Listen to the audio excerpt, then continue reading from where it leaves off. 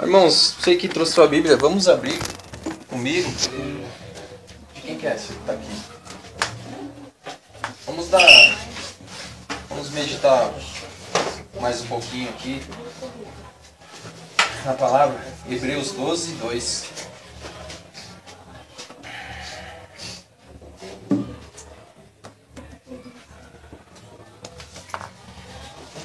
Aleluia.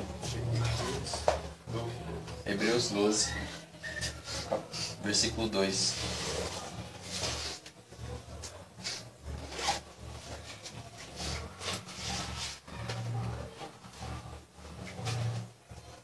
Amém? Tendo os olhos fitos em Jesus, autor e consumador da nossa fé, ele, pela alegria que lhe fora proposta, suportou a cruz, desprezando a vergonha, e assentou-se à direita do trono de Deus. Vamos ler de novo. Tendo os olhos fitos em Jesus, autor e consumador da nossa fé, ele, pela alegria que lhe fora proposta, suportou a cruz, desprezando a vergonha, e assentou-se à direita do trono de Deus.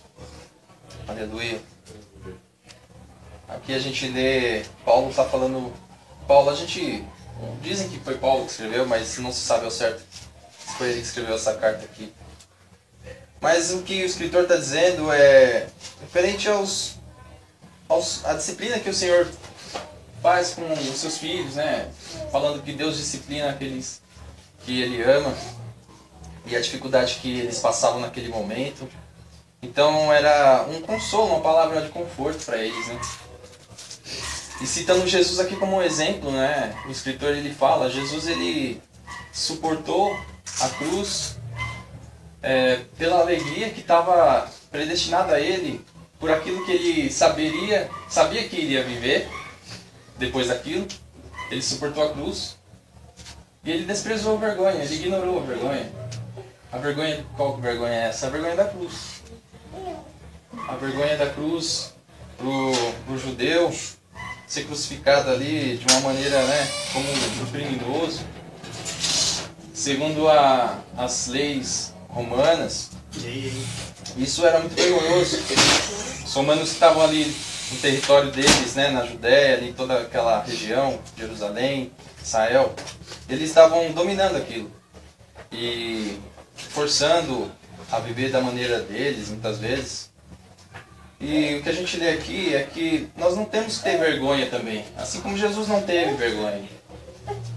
Não tem vergonha da cruz. Não quer dizer que nós não temos que passar por uma cruz como a de Jesus passou. A nossa cruz é uma cruz simbólica, uma cruz espiritual, não é que nós vamos ser pregados. Alguns ainda são hoje em dia, né? Em alguns países aí no Oriente tem gente sendo crucificadas. Mas o caso que a palavra se aplica a nós aqui é na questão de sacrificar a nossa carne, a nossa vontade, os nossos desejos, aquilo que a gente tem como ser humano que fala mais alto, né? É fazer a nossa vontade e querer ser independente, como a gente cantou, né? E simplesmente deixar de crer por querer fazer a nossa própria vontade mesmo. Desde o começo que a gente está conversando aqui, essa conversa que a gente teve aqui, ela foi conduzindo nessa direção aí, nesse rumo. De que é melhor estar com Deus, não existe um outro caminho, não é? E onde nós estaríamos se não fosse assim, hoje, né? O que seria de nós se não fosse Deus? E para isso é necessário ter essa coragem de desprezar a vergonha de anunciar o Evangelho. Muitas vezes temos vergonha. Muitas vezes nós escolhemos as pessoas que nós vamos falar quando falamos. Muitas vezes não falamos. E se surge uma oportunidade, pensamos 2, 3, 4, 5 vezes. Será que eu falo? Não falo. Mas, amados, será que Deus faz isso com a gente também? Será que Deus, quando olha pra gente assim, ele fala, não sei não, esse irmão aí, aliás, esse filho, não sei se eu vou amá-lo tanto assim não, como eu amo hoje. Não é dessa maneira, né? A gente sabe que Deus ama todos da mesma forma. Deus ama todos de igual maneira, assim, igual, não tem distinção. E que esse amor ele deve ser em nós também dessa forma. Temos que amar a todos e sem fazer distinção, ignorando a vergonha muitas vezes de falar de Deus. E quando nós perdemos essa vergonha, essa timidez, porque o Espírito Santo de Deus capacitou a isso, né? Porque quem somos nós diante de Deus? Pensa você aí, quem é você diante de Deus? Se a gente for fazer uma análise assim do que está relatado na Bíblia, né? Do começo de Gênesis até Apocalipse, a gente vê que a gente é pecador. Vemos que Deus criou o homem, a sua imagem e semelhança. Deus se agradou, mas o homem pecou, né? O homem decidiu pecar, decidiu se distanciar de Deus. Decidiu ficar inimigo de Deus. Não é isso? Porque Deus ele não pode ser amigo de quem é pecador. Na verdade, ele ama o pecador, mas ele odeia o pecado. Porque ele é santo, né? E a santidade ela é oposta ao pecado. E o que nós somos? Pecadores. E Deus, pelo seu amor imenso, Ele nos resgatou, nos trouxe até aqui. Né? Fez com que Jesus viesse a este mundo, morresse na cruz por nós. Morresse na cruz por nós, irmãos. Muitas vezes nós não temos a noção, talvez nós nunca vamos ter essa noção do que é morrer numa cruz pela humanidade, não é? Não é algo simples de se entender. A nossa mente não consegue captar isso da maneira como foi. É muito grande isso, é muito grande. Morrer por aqueles que já tinham morrido, por aqueles que estavam vivendo na época e por aqueles que ainda iriam morrer. Levar sobre as suas costas o peso de toda uma humanidade. Somente Deus poderia fazer. E Deus em nenhum momento, Jesus em nenhum momento ele teve vergonha disso, né? Pelo contrário, ele veio para isso. Ele disse, a minha vida eu dou a minha vida. Ninguém tira, eu dou a minha vida. E isso mostra uma decisão também que ele tem, uma firmeza que nos serve como exemplo, nós temos que ter também. Jesus, ele nos ensina muita coisa assim na sua maneira de viver. Não só nos seus ensinos, nos milagres, mas na conduta dele. A gente lendo os 4 evangelhos, a gente consegue ver muita coisa a respeito dessa coragem de não negar, de você ter um objetivo e ir até o final, né? Ele nos ensina isso e que nós devemos assumir um compromisso com Deus até o final, né? Isso sempre conduzido pelo amor. É fácil amar aqueles que nos amam, né? Diz a palavra que é mais fácil. Realmente é.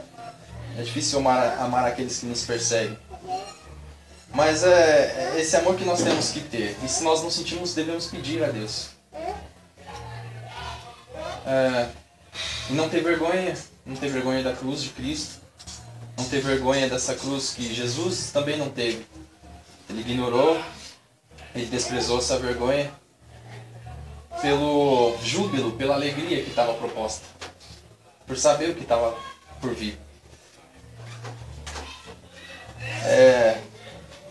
A mensagem de Deus é essa, irmãos. É que nós tenhamos essa ousadia. Essa coragem de falar do amor de Deus, do amor de Cristo. No nosso dia a dia, assim como o pastor falou, nós possamos louvar a Deus, não só na igreja. Mas quando a gente está adorando a Deus, a palavra adoração é muito grande. Tem um significado também muito amplo. Você não adora quando você louva somente. Você adora na sua vida, não é? E quando a gente, como nós temos essa marca, nós temos essa marca de ser chamados cristãos, as pessoas elas nos identificam às vezes por isso. E se ela não identifica, começa a pensar, irmão, na sua vida aí. Se você não é identificado como cristão, então começa a analisar por que isso não está acontecendo. O que eu estou querendo dizer não é que o cristão ele é aquele ser ali que vai destacar na multidão, tem uma auréola de anjinho na cabeça no meio da... Não é isso. Mas as pessoas precisam enxergar Cristo em nós. Né? As pessoas precisam enxergar. Essa é a proposta da igreja, é por isso que nós estamos aqui.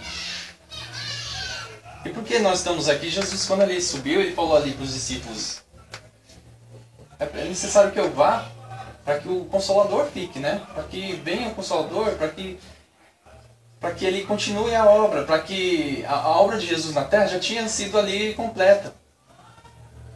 Mas as pessoas ficaram encarregadas de levar adiante isso.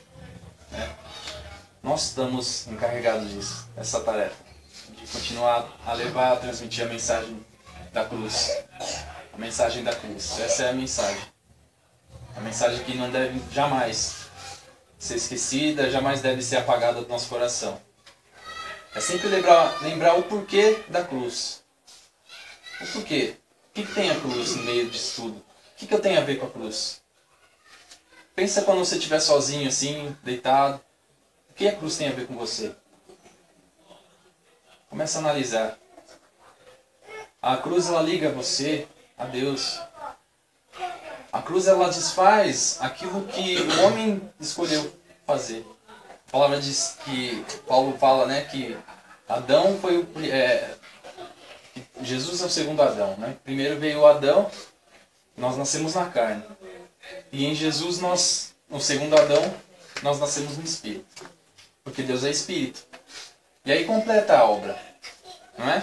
Para que a gente nasça do Espírito, é necessário estar com Jesus. E para que a gente tenha comunhão com Deus, que é Espírito. Deus nos fez para ter comunhão com Ele. Então nós nascemos primeiro da carne, depois do Espírito. Para termos comunhão com Deus, que é Espírito. Amém? Amém. Vamos fazer uma oração agora?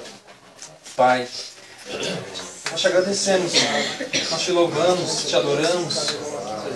Pai, por cada pessoa, por cada vida. Senhor Deus, em nome de Jesus, que essa palavra que o Senhor trouxe aos nossos corações, ó Pai, que ela venha prosperar, que ela venha, Senhor Deus, firmar nosso coração.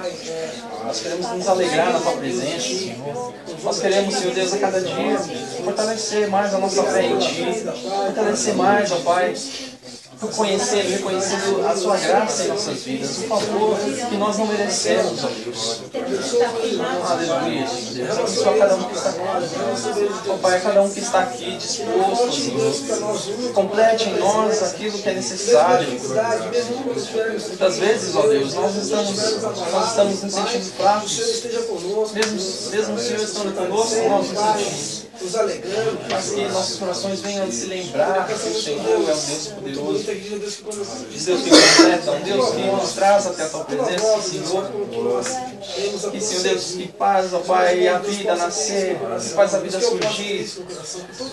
Em nome de Jesus, Deus. Obrigado, Jesus. Obrigado, Jesus. Senhor.